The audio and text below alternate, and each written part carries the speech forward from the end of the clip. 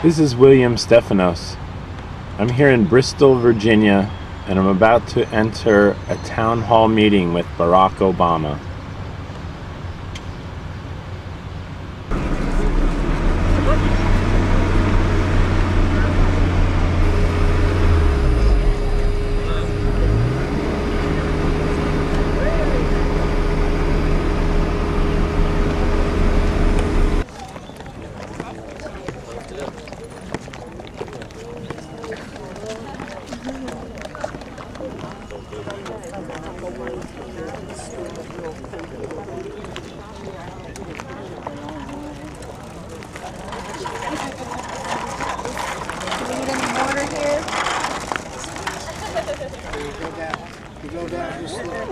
Go down just a little way.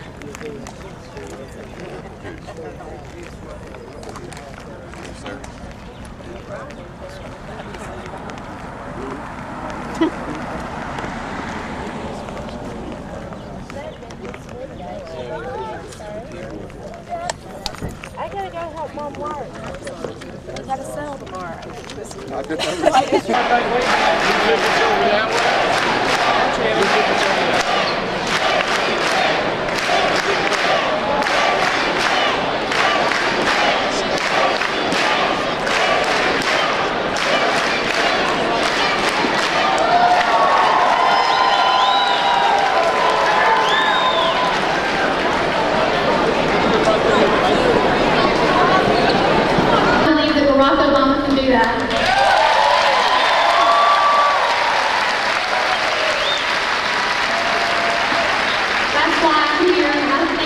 Why you all are here too.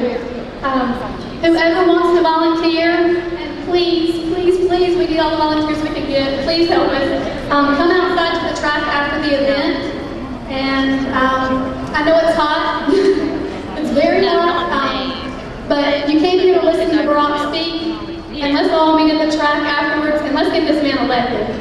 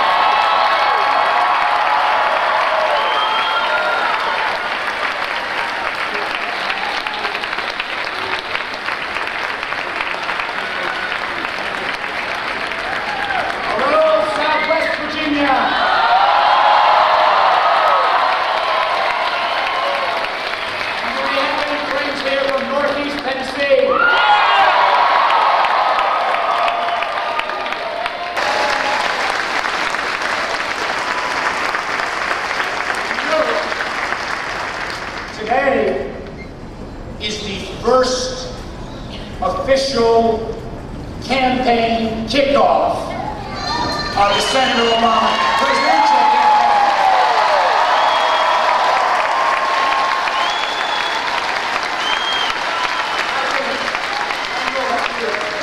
But I think it says a lot about somebody about where they choose to start their campaign. America is a pretty big place. There are 50 states, there are communities all over America. But our candidate, Senator Barack Obama, chose right here in Bristol in Southwest Virginia.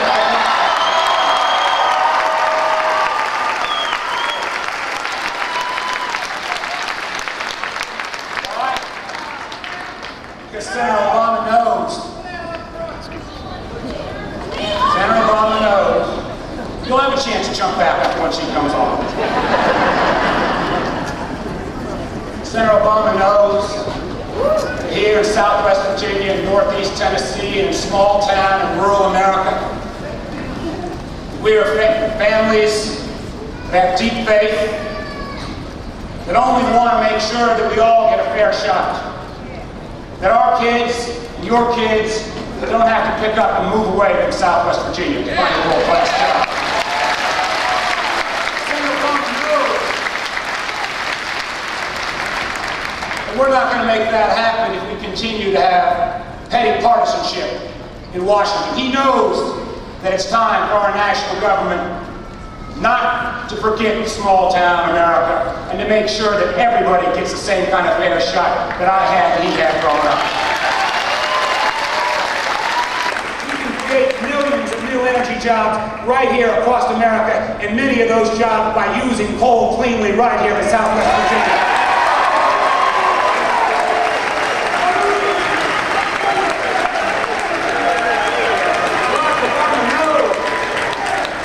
Barack Obama knows that it's time for the people, and more importantly, the leadership of the Iraqi government to step up and do more to take care of their own people. The Iraqi government is sitting on $70 billion of oil profits. It's time for them to pay a little bit more of their fair share and less of our spending to provide for their country.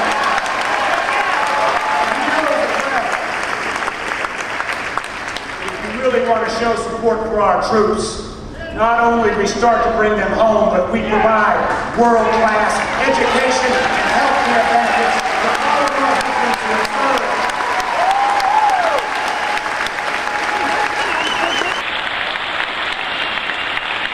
Great pride in recognizing the historic note and the kickoff effort, but I am here proudly announce my support and to introduce the next President of the United States, our friend Senator Obama.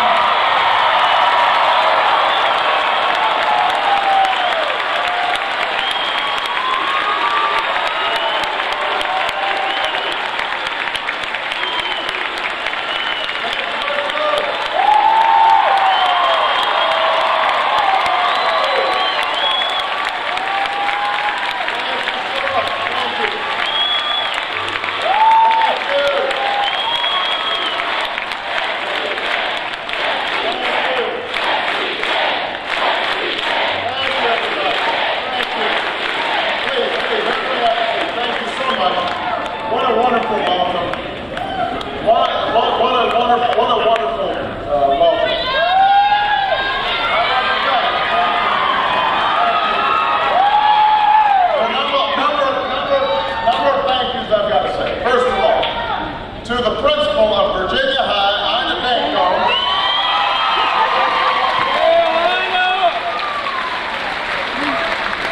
She's a very charming person. I can tell she's a good principal.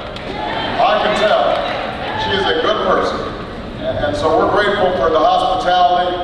I want to thank Mayor Jim Rector. Where's the mayor here? If not, I just wanted to acknowledge him and Mayor David Schumacher. There he is. Come on,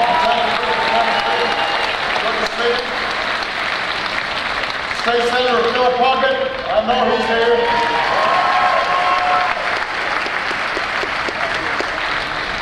You know, one of the things that you learn when you're running for president is how some folks they come out for you and they stick with you even when it's hard. You know? And one of those people during the course of this campaign who came out for me early, and it was tough, but he went ahead and stood up because he believed in it. And those are the folks you don't forget. And it shows you the kind of person he is. Mark is absolutely right. He is one of the hardest working, most capable members of Congress that you could ever want to meet.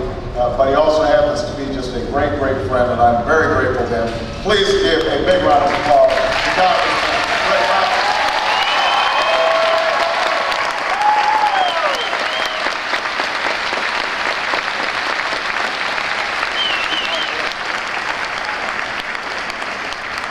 And finally, and then I'm going to let him go because he's got some campaigning to do.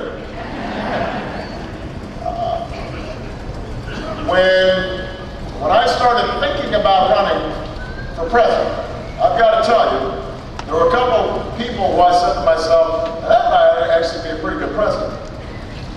And one of those people was Mark Warner.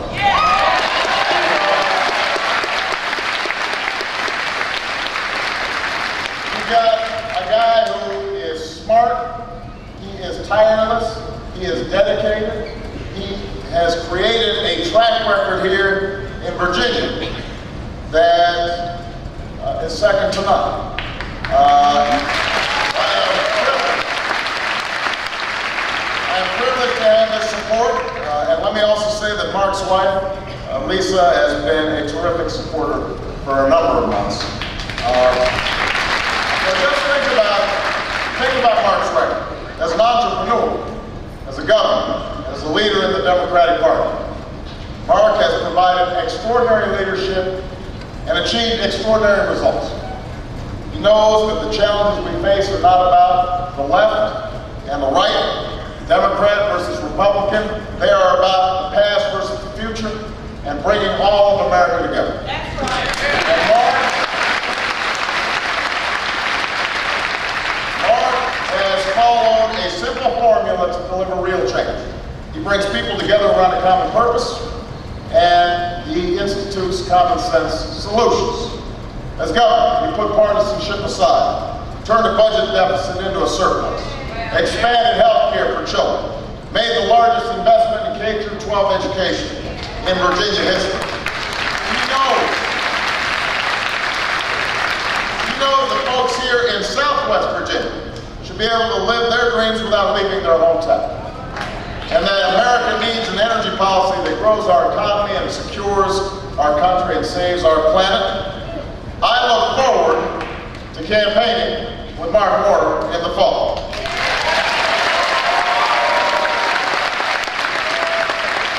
And as President of the United States, I look forward to working with Mark Warner to bring fundamental change to Washington, so when he joins Jim Webb as the next great senator from the Commonwealth of Virginia, we're going to be able to get busy and bring back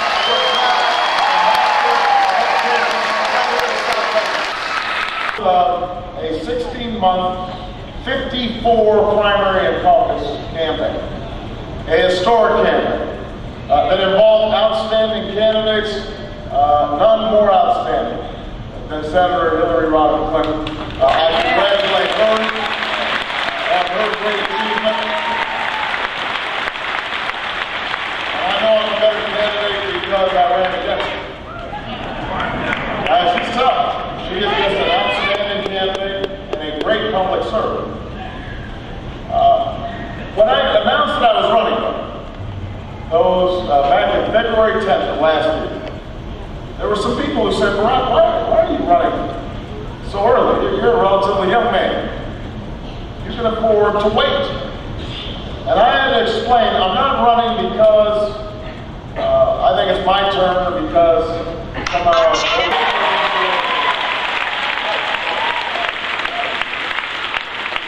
because Because I believe that there's such a thing as being too.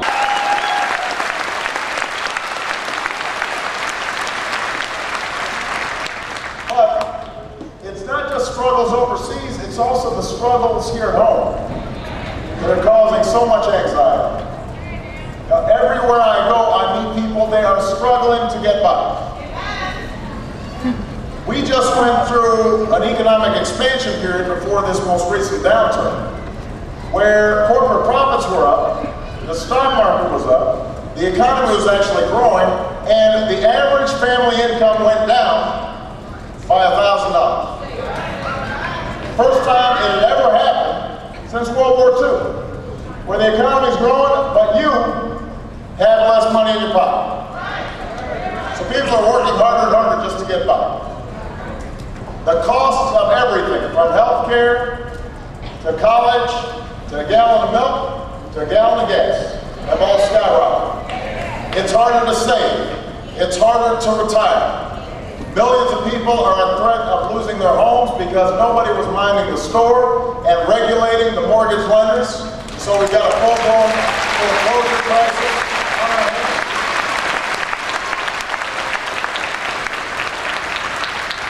Despite the slogans, there are millions of children around the country that are not being equipped for the 21st century because their schools are underfunded and their teachers are underpaid.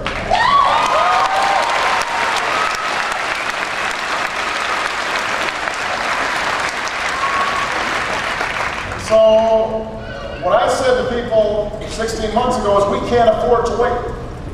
We can't wait to fix our schools. We can't wait to fix our healthcare system. We cannot wait to bring good jobs and good wages here in Southwest Virginia and all across the country. We cannot wait to bring this war in Iraq to a close. We cannot wait.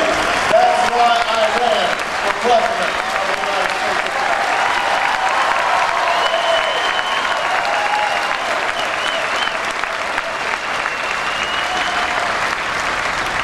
But I also ran because I had confidence in you, just as Mark expressed confidence in you. I have this abiding faith in the American people. Now, I believed when I announced, I was convinced the American people were tired of politics. It was all about tearing each other down. They wanted politics that was about lifting the country up.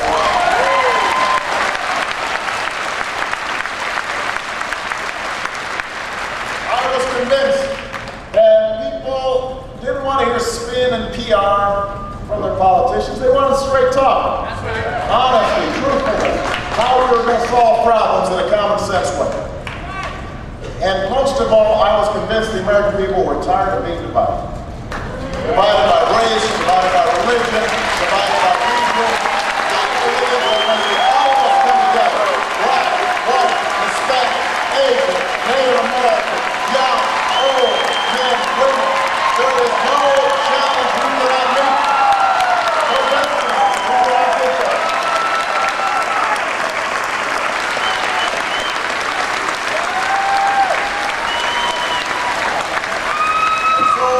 So Bristol, I'm just here to report after 16 months, 50 states, and making sure that we were speaking to hundreds of thousands of people and shaking hundreds of thousands of hands and kissing hundreds of babies. I am here to report that my faith is paid off. And I stand before you as the Democratic nominee for President of the United States.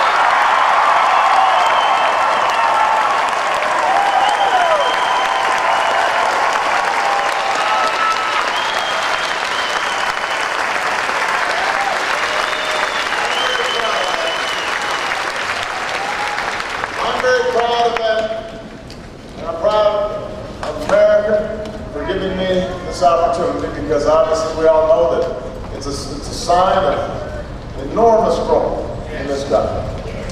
But we've still got work to do. Now, just winning a nomination is not the end point. The end point isn't even winning the general election. The end point is making your lives better. That's the reason that we are in this. That's why we're in this auditorium here today.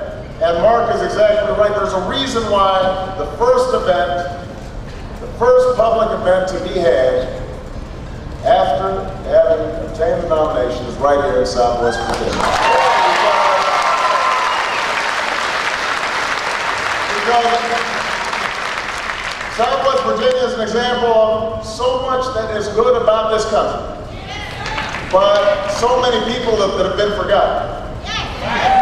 There are good, hard-working, decent, generous people in beautiful towns all throughout this region.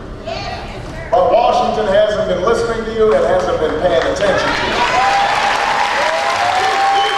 And I'm here to let you know that I'm going to be paying attention and I'm going to be listening. And we're going to make life better right here in Southwest Virginia.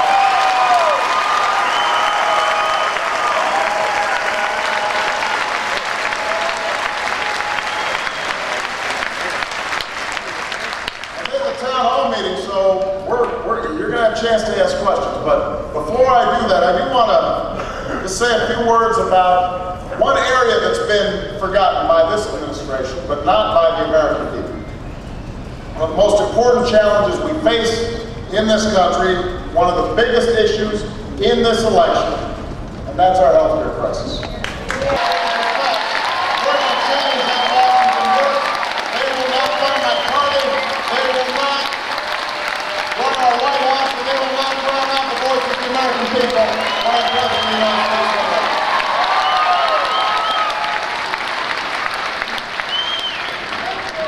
It is time to finally challenge the special interests and provide universal health care to every American. So I put forward a plan. It says if you've got health insurance, we're going to work with your employer and lower premiums by $2,500 per family per year. If you don't have health insurance, we are going to set up a plan that's similar to the plan I have and Rick has as members of Congress. You will be able to buy into this plan. You will not be excluded for pre-existing conditions. We will negotiate with the drug companies for the cheapest available price on our drugs. We will emphasize prevention and regular checkups and regular screenings so that we have a health care system instead of a disease care system.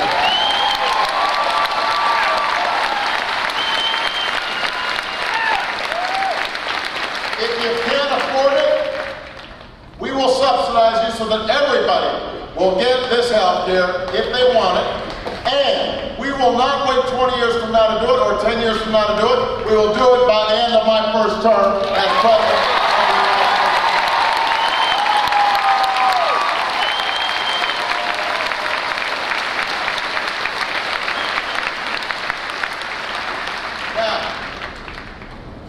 This is an area where John McCain and I have a fundamental disagreement. I respect John McCain. I honor the service that he's given this country. He is a genuine war hero. My differences with him are not personal. They have to do with policy. The policies he's proposed in this campaign, because they're policies that are no different from the policies we've seen over the last 8 years. Let's take a look at health care. We know that since George Bush took office, premiums have gone up 4 times faster than wages. Virginia families are paying over 35% more for health care than when George Bush took office. 7 million more Americans are uninsured, including 200,000 right here in Virginia. Yet John McCain actually wants to double down on the failed policies that produced this state of affairs. Like George Bush, John McCain has a plan to only take care of the healthy and the wealthy.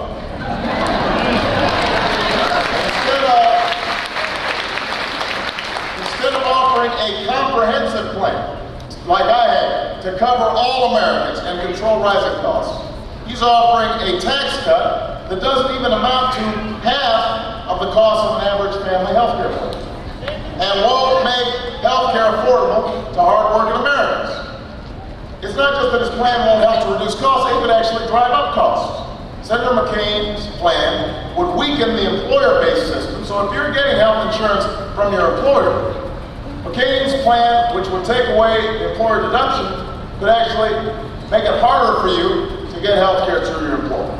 It's a plan that could subject your coverage to the whims of the market. It doesn't do anything about pre-existing conditions. Generate up to $20 billion in new administrative costs.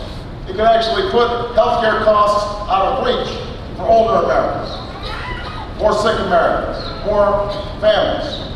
Senator McCain's campaign has even acknowledged that his plan could have the effect of raising taxes on some self-employed workers.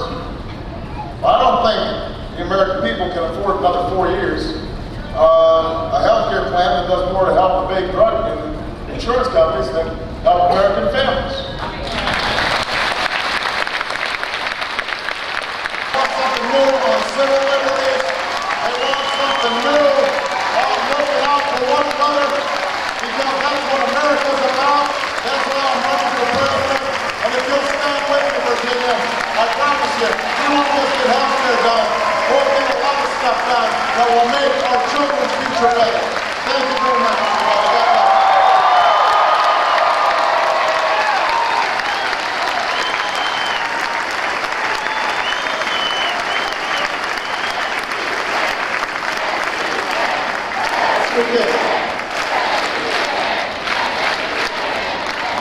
But I want to take as many questions as I can. There are no rules. We got some mics in the audience. Just raise your hand. I will call on you. Actually, the only rule I make is we go boy, girl, boy, girl. So nobody thinks I'm biased. All right? Okay. This young lady in the spotted dress right there. Go ahead. It's a very nice dress. Here you go. Thank you. Introduce yourself too. I certainly will. My name is Victoria Cochran. I want to thank you for coming to Southwest Virginia, sir.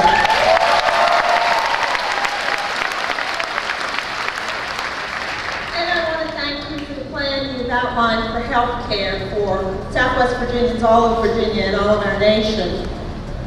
I would like to specify something in that area. Governor Kane and our legislature this year worked very hard on mental health law reform, much of which is going to greatly impact returning veterans from the airport. And I would ask you, sir, to speak, if you will, for a moment on your plans for mental health care for our veterans, for our citizens, and particularly around insurance parity issues. Thank you. It's a great question. It's a great question. First of all, I've been working on this for years. I was the chairman of the healthcare committee in my state legislature before I went to the United States Senate. And I have always been a supporter of healthcare, mental health parity. Understand what this means. The problem we got right now is, let's say you break your leg. Hopefully if you got insurance, your insurance is going to cover it. Let's say that you get severe depression, which is just as debilitating, more debilitating than a broken leg. You're not going to get the help you need. It doesn't make any sense. So what I've said is that I support a proposal that would say to insurers, you've got to provide basic mental health coverage. Because these are debilitating injuries just in the same way as any physical injuries. Now, the insurance companies are resisting this. Their attitude is, well, you know, we can't tell, we have no way of controlling the possible costs of mental health. I think that's wrong. I think that we can define in clear ways what would be appropriate coverage, what kind of coverage is needed. And so this is something that I would commit to working on as President of the United States. Now, and understand, by the way, that when we underdiagnose mental health services and undertreat mental health problems, then we pay a cost. We pay a cost in children who have problems and are diagnosed and end up being delinquent or end up in prison. We pay because of the homeless population that is on the streets and end up in emergency rooms because they're not caring for themselves. So we pay a cost anyway. The question is, do we pay it up front or do we pay it on the back end? Now, this is especially important when it comes to our troops.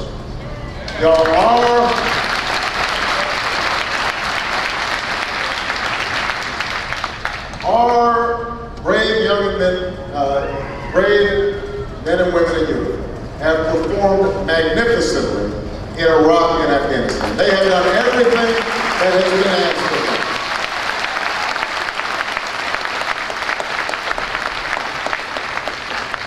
And they have been on multiple tours. Some are still going. And I know their families here have seen their loved ones go on tour after tour of duty. That's one of the signature injuries of the Iraq and the Afghanistan war is post-traumatic stress disorder and traumatic brain injury. Sometimes those injuries don't show up when folks come home, unless you're screening people. And we've noticed already that we have had more suicides in our military than any time on record this year. And we also know that when people are going on multiple tours, each tour they go on, they are more likely to have post-traumatic stress disorder. And all of this explains why, if we're not treating our troops when they come home, they are 7 times more likely to end up homeless than non-veterans. Think about that. That is a scandal. It is an outrage.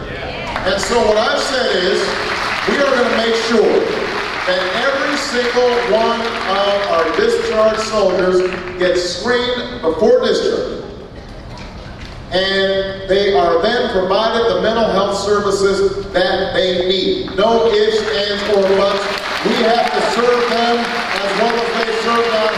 And I want zero tolerance for hopeless veterans when I'm President of the United States of America. Zero tolerance.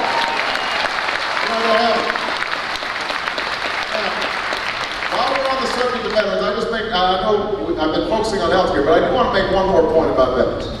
Because your terrific Senator, Jim Webb, here in Virginia, has introduced a bill that I am helping to sponsor and pushing for, that would provide an updated GI Bill to every soldier who runs up.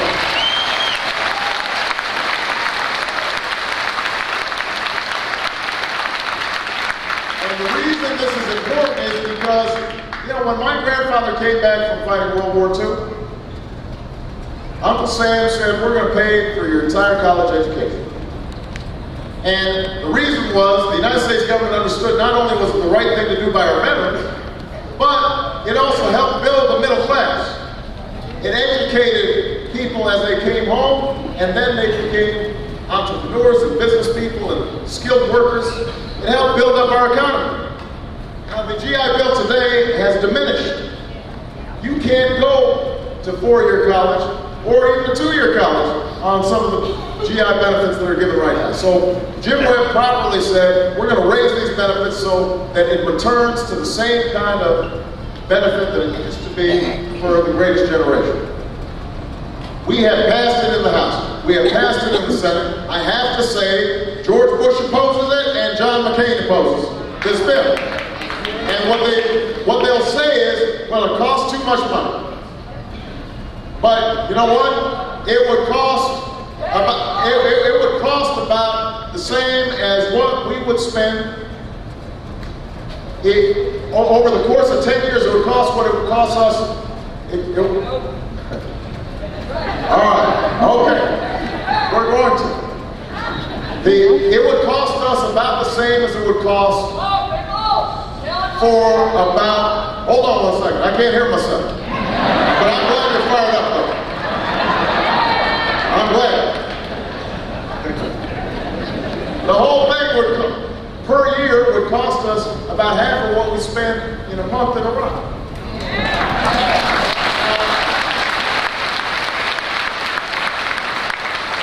I called off another young lady because that wasn't really a young lady. The young lady was fronting for her dad. So I'm going to call on this young lady right here. Go ahead. I have a quick comment first, which is I want to thank you for making it so easy to volunteer, because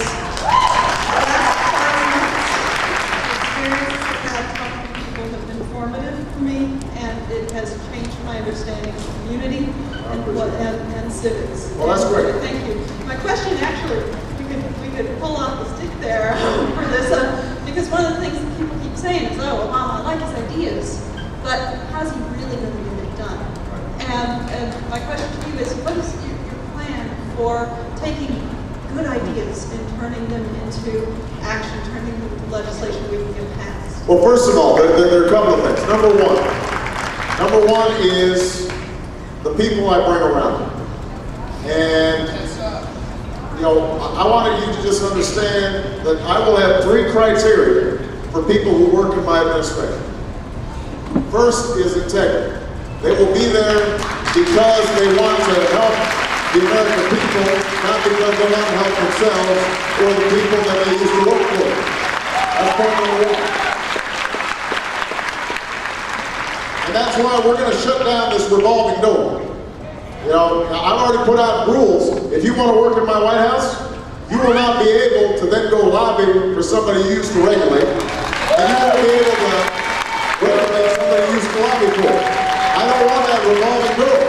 That's part of what happens, you know, on the prescription drug plan. Seniors who are using that plan, you know how frustrating it is if you hit that donut hole. Suddenly you're paying thousands of dollars.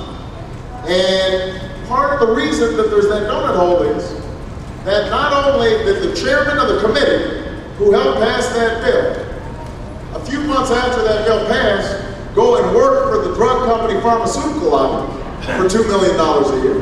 Rick knows this.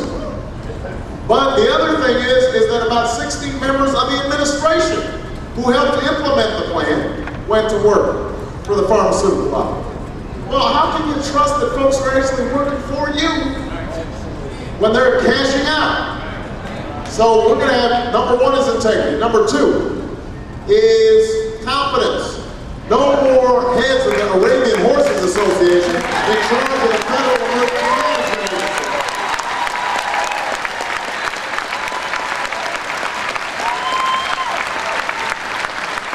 We're going to have the best people. And here's the last thing. I want people with independence. I want independent-minded people who will tell me when I'm wrong, who will disagree with me. As long as they disagree without being disagreeable. That's how you end up working out problems. And so, Park Warner, I think, is a good example of what can be accomplished when you're listening to everybody. And you're bringing Democrats and Republicans together early on. And you're not trying to shove things down people's throats, but you're saying, look, we all have a common objective. Republicans, they shouldn't want to see these out-of-control healthcare costs any more than Democrats do. Business people, they're getting killed by healthcare costs. So they should want to fix it just like their workers do. We all have an interest in making America healthier and spending less money on health. Everybody has that same interest. The question is, what's the best way to get it done? And if we listen to each other, then we might not agree on everything, but I'll bet we can agree to about 90% of the things. Everybody knows that it makes no sense that you send a kid to the emergency room for a treatable illness like asthma. They end up taking up a hospital bed. It costs, you gave treatment early, and they got some treatment and a breathalyzer, or an inhalator, not a breathalyzer. I haven't had much sleep in the last 48 hours.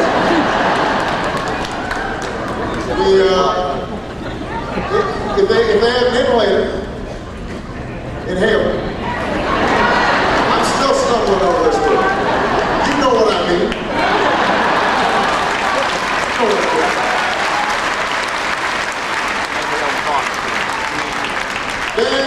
Then we would save money.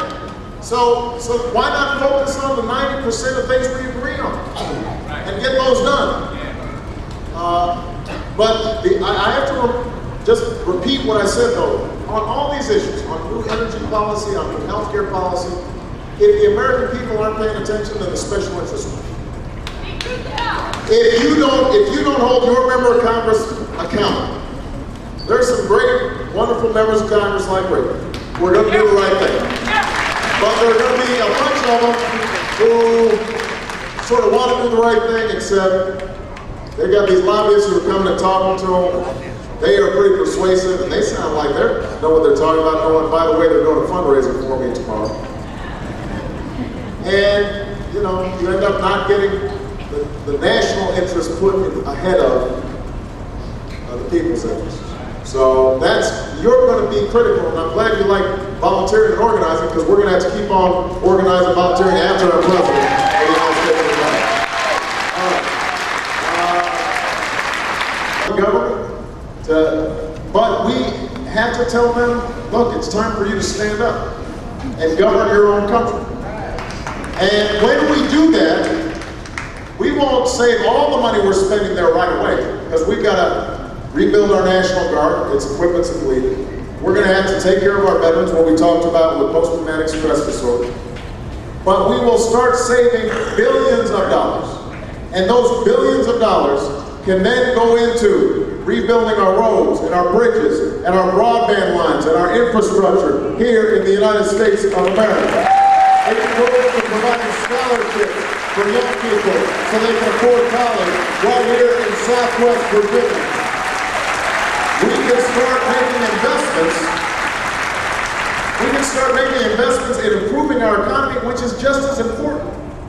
If we're going to be safe and secure over the long term. Understand, there's never been a country on earth that saw its economy decline but maintained its status as the greatest military power. Because in order to have a great military, you've got to have a great economy. And if we're neglecting our economy, if we're neglecting our people, if we're not providing them health care and education, and our infrastructure is crumbling, then over time we're going to become second rate. And then you got a second-rate military because you haven't invested in what you need. So, and one last point I want to make on this.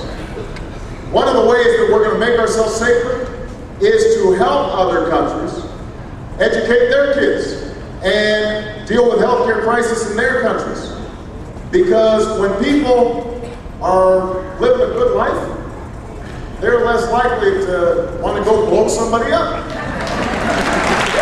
I mean, that's just a fact.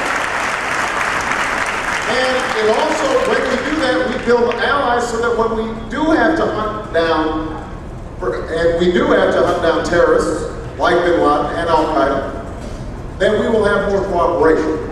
And then they are willing to carry some of the cost. We're not in it alone. Now, this coalition of the willing that George Bush talked about, you know, right now, we have over 150,000 troops in Iraq, and you've got the next nearest country's got a few thousand. And Great Britain is pulling troops out. I mean, that's not a real coalition because they didn't believe in the mission from the start. They were bullied into it or muscled into it by the United States. That's not how you're going to effectively serve our national security interests or our military. Okay, I've got time for a couple more questions here. All right, you know, this is obviously just wrecking people's budgets. I've met workers who lost their job and now they can't go on a job search because they can't fill up the gas tank. I was with a teacher in South Dakota. She taught on an Indian reservation, loved teaching, but she had to stop because the drive back and forth was so far that she just couldn't afford it. People are being killed by gas prices. I don't have to tell you this. So we had a debate, myself and John McCain, about what to do about this. John McCain, you'll remember, he said, let's have a gas tax holiday for the summer, for 90 days. Now, the best this could have done was to give you 30 cents a day for 30 days for a grand total of $28 in savings. That was his plan. And that's only if the oil companies actually passed on the savings if you eliminated the tax. Now, how many people actually think that the oil companies would lower prices once we eliminated the tax. Now they would keep on charging the same and pocket the difference. And it would have taken money out of the Federal Highway Trust Fund that we used to rebuild our roads and our bridges and put thousands of people to work right here in Virginia. So that was a bad plan. It was a gimmick. That's what politicians do just to get, we could build new coal plants that burn cleaner. And George Bush, when he found out it wasn't going to Texas, decided to cancel the plan. So we've got to make those investments, and not only are we improving the savings for you, but back in Tennessee, that was Barack Obama